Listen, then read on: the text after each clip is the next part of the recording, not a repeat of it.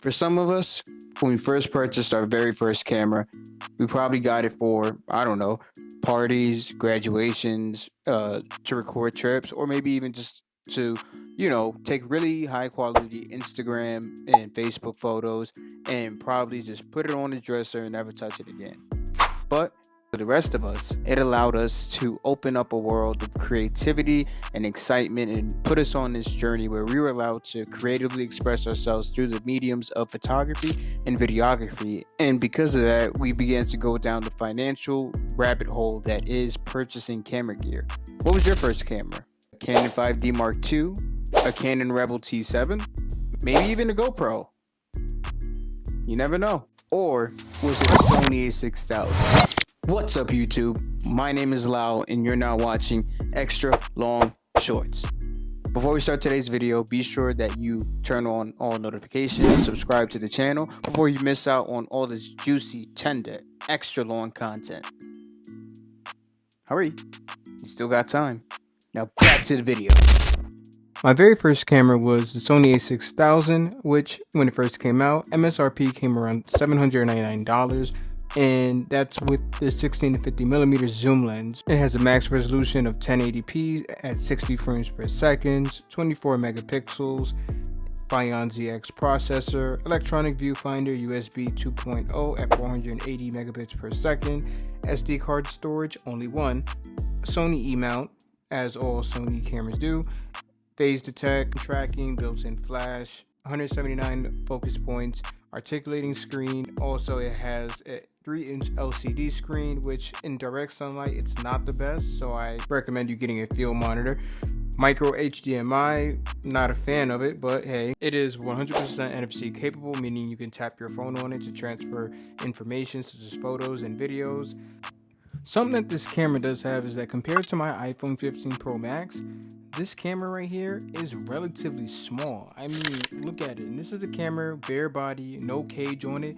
Look at it. This thing is very small. My phone is bigger than this camera, which means that this camera will be very easy to pack away in, let's say, a fanny pack, a small carrying patch, a mini book bag, like even in your pocket might. Because again, if my iPhone could fit in your pocket, then so can this camera. And mind you, this is bare bones with a lens on too, a 16 to 55 millimeter kit lens. This camera can basically go anywhere with you. If anything, making you realize how much easier it would be to use this as a daily driver, and how cool it is to just be able to pull this out, have it programmed on the setting that you're used to, and just start snapping pictures just like that. And then boom, it may be even faster than using your iPhone or your Galaxy.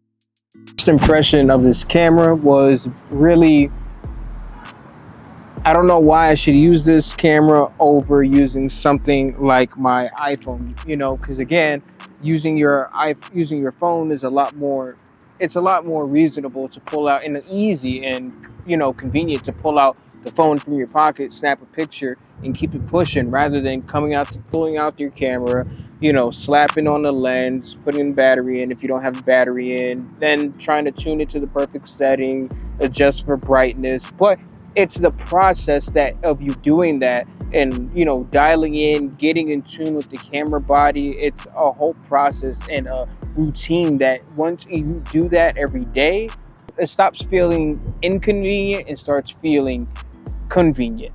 The results that I got from shooting here and bringing it into Lightroom and editing it was drastically different from using my phone and then bringing it into Instagram's editing suite. And there's a lot of thought that goes into creating the photo and achieving the desired results.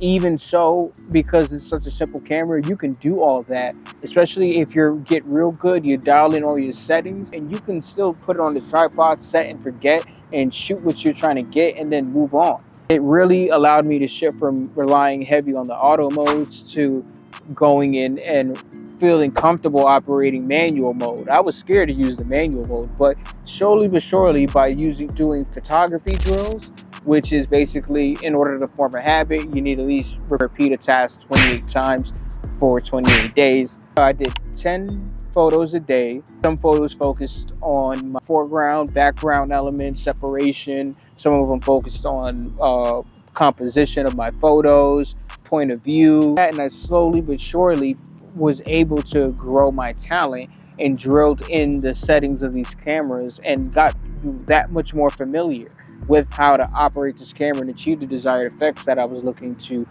get. And because I now am comfortable operating the camera, I was able to now, whenever I want to take a picture, I moved from pulling out my phone to now I'm pulling out my camera. Obviously, this camera is not some kind of like specced out high performance beast.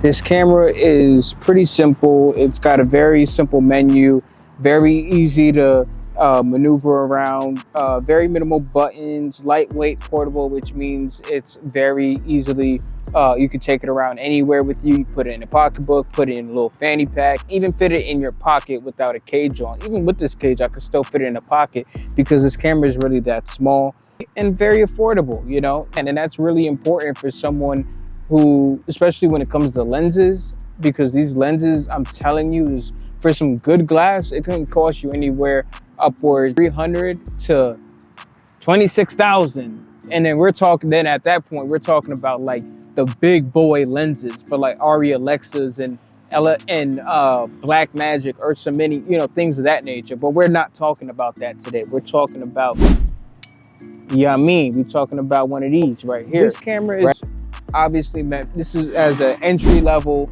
allowing you to dip your toes in. You know, this is meant for beginner photographers, students, travelers, bloggers, content creators. If you're starting a YouTube channel, you absolutely can use this camera as your mainstay camera. Like, this is, even now to this day, I use this as a B cam and my Sony A7 II as my A cam. But this is still relevant in 2024 because it still holds up. 24.3 megapixels. That's like the average. Bare minimum, you want your camera to be able to hit 24 megapixels in order to get somewhat high quality. Especially, it can deliver in a RAW format and 1080p, 60 frames per second. Don't feel like you have to have a camera that is 4K, 4K, 4K, 4K. Because at the end of the day, when you upload those images and photos and videos onto the platform of your choosing, it's gonna get compressed. Instagram, YouTube, TikTok. That's one of my biggest, like, I absolutely hate. I have a little workaround for that. I'm gonna come out with a TikTok on that or a YouTube short on how to like beat compression. But even then, I feel like that's doing a lot. This is a great camera to allow you to dip your toes in the water, understand it, hobbyists, enthusiasts, first timers. And you know, you spend a couple $100 on a body, then you have a lot of money left over for lenses and good microphone. And that's really important. These lenses are relatively affordable compared to their full frame counterparts. So that's something to keep in mind, because when you're first starting out your photography journey or your content creation journey, you're not looking to break the bank. You're not trying to get the latest and greatest. You want something that's going to allow you to take photos and videos at a decent enough quality that is passable for content, you know? And this camera absolutely achieves that. That was that for this video. If you liked it, go ahead and hit that subscribe button, turn on all the notifications, and comment down below what was your very first camera. My final parting message to all you guys looking to get into photography, content creation, filmmaker, what have you, is to again make the wisest choice that benefits your situation and try not to keep up with the Joneses, because you will always lose, especially when it comes to the matters of the wallet. And don't forget, just do it. See you in the next one. Because it's loud, extra long, short. Shorts, but longer.